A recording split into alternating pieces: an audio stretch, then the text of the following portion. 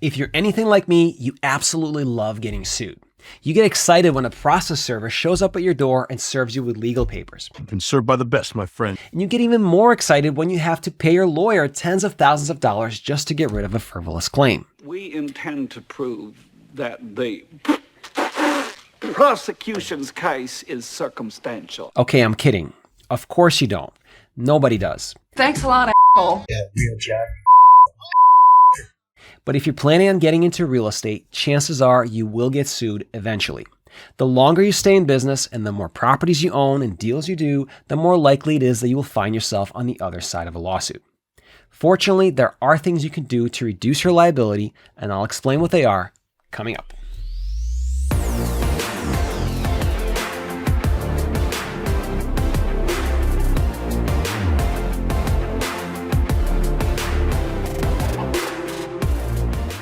Hey guys, if we're just meeting, my name is Vitaly Volpov. I'm a real estate investor, attorney, and a part owner of a real estate brokerage in upstate New York. I currently own over 100 rental units, and my goal is to help 1,000 other like-minded people reach financial independence through real estate investing. Please like, follow, and subscribe if you find this video helpful. So let's talk about the 4 different ways that you should use to protect yourself when investing in real estate. Number 1 may be obvious to some, but certainly isn't something that everyone takes seriously, and that is having sufficient insurance coverage. Now, notice that I'm emphasizing the word sufficient. So many investors just get a bare bones minimum coverage policy just because their lender requires it and have no idea what it covers and what it doesn't. Liability insurance is an absolute must in any business, but it is especially important in the real estate business. Unlike someone who runs an online Shopify store or sells digital products to their followers online, real estate investors deal in hard assets. These assets are used and occupied by people, and these assets come with a whole host of potential liability risks. Slips and falls, fires, natural disasters, or hazardous conditions could all result in claims against the owner. Because of this, in order to be adequately covered, I would say you should have a minimum coverage of $1 million per occurrence. And this applies across the board. Whether you're a flipper, buy and hold investor, whether you buy properties on seller financing or subject to, or any other method, you need to have a good insurance policy which will be your first line of defense in the event of a lawsuit. You should also take the time to discuss the policy with your insurance broker and find out what is covered and what is excluded.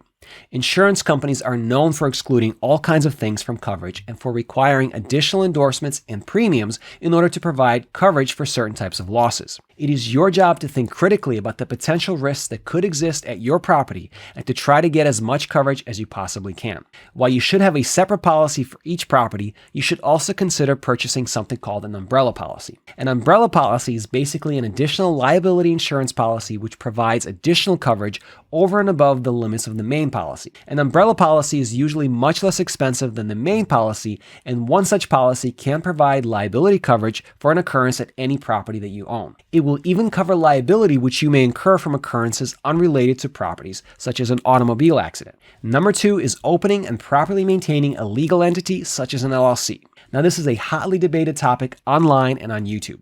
People will often tell you that you don't need an LLC and that insurance and the other strategies that I will discuss are sufficient. But in my humble opinion, if you're going to be engaging in any kind of real estate business, whether it's wholesaling, flipping, buy and hold, whatever it is, you are doing yourself a disservice by doing it in your personal name. The reason is very simple.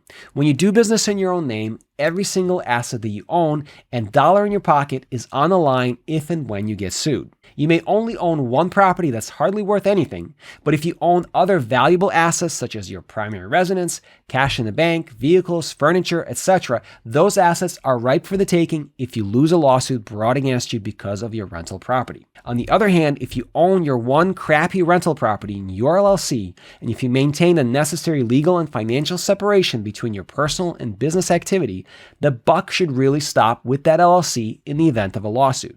In other words, the most that a plaintiff can do if they win a lawsuit against your LLC is to take only that which is owned by the LLC and not anything else that you own in your personal name. Additionally, in some states, the law doesn't even allow the successful plaintiff to force your LLC to sell the assets that it owns, and instead the plaintiff is forced to wait for distributions or the voluntary sale of any assets owned by that LLC. This alone could be the difference between going bankrupt and never being able to invest in real estate again and buying another property even if you lose a lawsuit. Now, there are a lot of nuances to properly running an LLC or a corporation to make sure that the company's liabilities do not get imputed against you personally, but I will leave those for another video.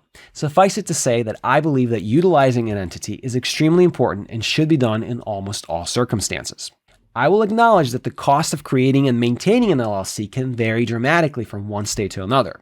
For example, California charges a huge $800 annual tax just for maintaining an LLC in that state. On the other hand, my home state of New York only charges a $25 annual fee. There are a lot of other states that have different rules and requirements when it comes to LLCs, so I would definitely recommend consulting with a lawyer in your state to determine whether and in which state it makes sense to form your LLC. Having a separate LLC for each property also creates additional administrative expenses. Again, these may be state and situation specific, so please evaluate your state rules and requirements and decide whether opening an LLC is the right decision for you. Number 3 is mortgage financing. Now, you may be wondering, how is mortgage financing a hedge against liability? Well, let me pose 2 different scenarios for you, and you tell me which one is more likely to result in a lawsuit. Let's say that there are 2 identical duplexes owned by 2 different landlords. The landlords bought their respective properties for the same price, $350,000 each, and they both have the same features and amenities. Landlord A financed this property using 2 loans, a $280,000 loan from a bank in the first lien position and a $60,000 loan from a private lender in the second lien position. The remainder of the purchase price, $10,000, Landlord A paid with his own funds. Landlord B, on the other hand, paid all cash for his purchase and owns his property free and clear. For the sake of this hypothetical, let's also assume that both properties are currently worth what the 2 landlords paid for them. Let's say that there's an accidental gas leak at both properties, which results in severe neurological damage to a child in each property. Let's also assume that both landlords failed to follow my advice regarding liability insurance coverage and only have $250,000 of coverage. The insurance company in both cases agrees to pay out the maximum of its policy limit, so the plaintiff in each case receives $250,000 from insurance. However, because the case involves an injured child, the value of the damage as estimated by the plaintiff's attorney is much more than that. In deciding whether to bring a lawsuit against these 2 landlords, which of them do you think makes for a better target?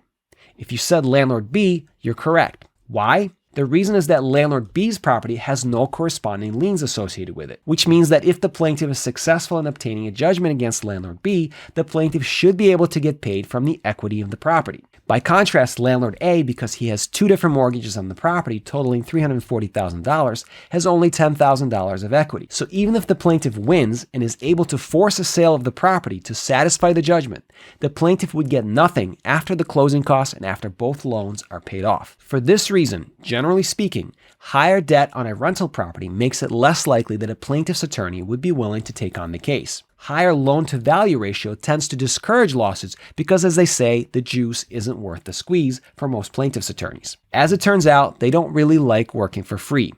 Go figure. Number 4 is properly maintaining your rental property.